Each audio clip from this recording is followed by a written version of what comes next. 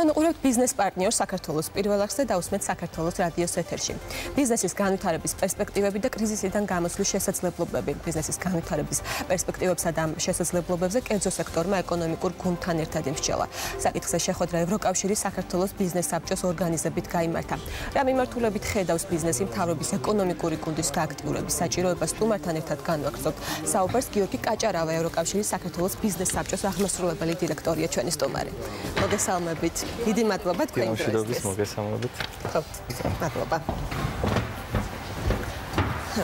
ბატონ გიორგი, ვიცით რომ ძალიან ბევრმა საკითხმა გაიჟღერა გუშინ ამ შეხვედრაზე, მათ შორის ეს იყო პანდემიის კრიზისიდან თავის დაღწევის შესაძლებლობები და ამ მიმართულებით საჭირო ღონისძიებები. თუმცა რა არის ის ნომერ პირველი საკითხი, რაც ბიზნესს აწუხებს და მიგაჩნიათ რომ ნომერ პირველი პრიორიტეტი ამ საკითხის გადაწყვეტა? ძალიან საინტერესო დიალოგი გაიმართა და აღვნიშნო რომ დაახლოებით 2 საათნახევარი გაგრძელდა იმდენად მოწყურებულია ბიზნესის საუბარს ხელისუფლების წარმომადგენლებთან და ვფიქრობ რომ ეს დიალოგის ფორმატი შენარჩუნდება. საკითხი ძალიან ბევრი დაისვა, რამოდენიმე საკითხს გამოვტყობდი, ნომერ პირველი ესე ძნელია გამოყოფა.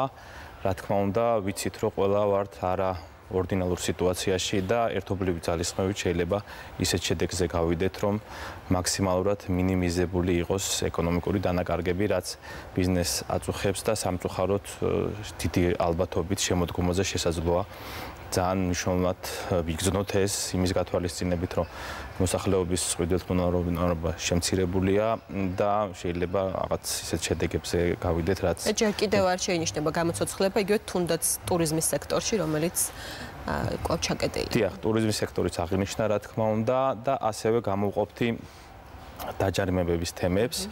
აღინიშნა, რომ ზოგადად ჯანდაცვის სამინისტროს რეკომენდაციები იძლევა ორმაგი ინტერპრეტაციის შესაძლებლობას, ამიტომ ძალიან გამჭვირვალე უნდა იყოს თავად ეს პროცესი და ასეთ შემთხვევაში ვფიქრობთ, რომ რაღაც შეღავათები შეიძლება იყოს მიცემული თუნდაც არსებული სარესტორნო ბიზნესის მიერ დაწესებული სანქციების მიმართ. ანუ მიგაჩნიათ, რომ უსამართლოდ დაჯარიდნენ ზოგიერთ შემთხვევაში? ზოგიერთ შემთხვევაში იყო არგუმენტაციის გარეშე, წავიდა სასამართლოში და ამიტომ ვფიქრობ, რომ მეტი ყურადღება საჭირო ამ კუთხით და ეს იყო ერთ-ერთი თემა, რაც დაისვა. გარდა ამისა, არის სხვა მნიშვნელოვანი საკითხი, მაგალითად ჩვენ პანდემიის პერიოდი გვაძლევს შესაძლებლობას, რომ საქართველოს ვაქციოთ წარმოების ჰაბად და ამის ერთ-ერთი საუკეთესო მიმართულება არის ინდუსტრიულ ზონებში უცხოური ინვესტიციების მოზიდვის, თუმცა აქ დასახელდა რიგი საკითხები, რაც უნდა მოგვარდეს.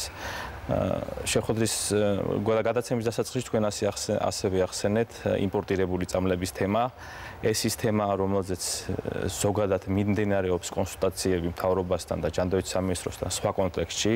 ეს არის GMP სტანდარტიზაცია და დიდი იმედი გვაქვს, რომ ახლო მომავალში დასრულდება ეს კონსულტაციები, ვინაიდან ქართული მწარმოებლები მზად არიან სექტორში ჩადონ დაახლოებით 70 მილიონი $. და ვფიქრობთ ეს კონსულტაციები თუ შედეგიანად დროზე დასრულდება, ეს ინვესტიცია განხორციელდება.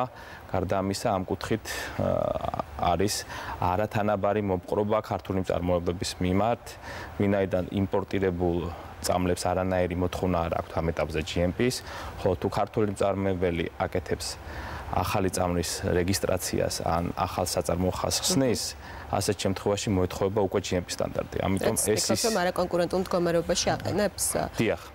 იმპორტირებულ. ამ ეტაპზე ესია, თუმცა მიმდინარეობს კონსულტაცია. ბატონ გიორგი, რა პასუხები მიიღეთ ამ საკითხებზე შესაბამისი უწყებების წარმომადგენლებისგან, თქვა წამოვიდა მათგან თანამშრომლობის მზაობა თუ რა მოლოდინი გაქვთ ახლა მათგან და უნდა გადაწყვეტონ? თანამშრომლობის პროცესში ვართ, კონსულტაციების პროცესში ვართ, ეს საკითხი ჩვენ ასევე დავაყენეთ ინვესტორთა საბჭოს ფარგლებში და ძალიან დიდი იმედი გვაქვს, რომ ერთობლივი ძალისხმევით და ბიზნესის ჩართულობით ურთიერთ შეთანხმებულ თამაშის წესებამდე მივალთ, რაც მომგებიანი იქნება ზოგადად ქვეყნისათვის. მთლიანობაში ეკონომიკურ ვითარებას როგორ შეაფასებ? ძალიან მკვეთრი შემცირება გქონდა მაგალითად აპრილსა და მაისში, ივნისის მონაცემი ოფიციალური ჯერჯერობით არ გვაქვს, თუმცა წლიური ნავარაუდებია, რომ -5.5%-მდე შეიძლება იყოს შემცირება.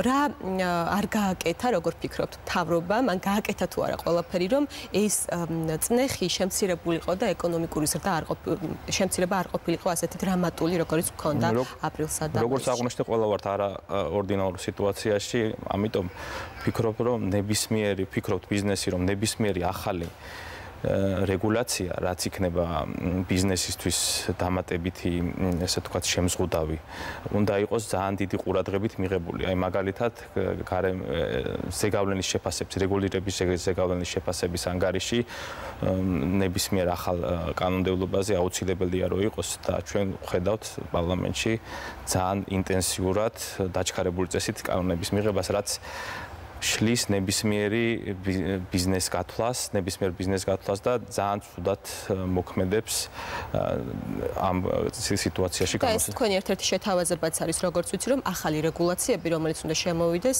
წლის განმავლობაში, გადავადდეს. მათ შორის ალბათ შრომის კოდექსთან დაკავშირებითაც გაქვთ იგივე მოთხოვნა. ზოგადად ყველა მიმართულებით თან არის ნიშა დარჩენილი იმ შემთხვევაში, თუ მთავრობა აკეთებს საკანონმდებლო ინიციატივას არის აუცილებლობა რომ გაკეთდეს ეგრეთ წოდებული რიად, ხოლო თუ პარლამენტი აკეთებს, ასე შემთხვევაში არ არის აუცილებელი.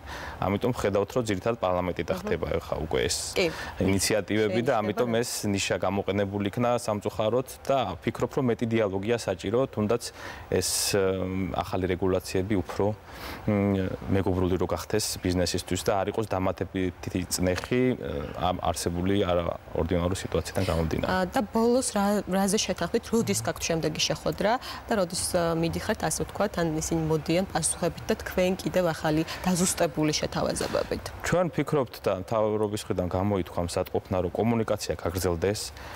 კიდევ მინდა აღვნიშნო დამატებით, რომ ძალიან საინტერესო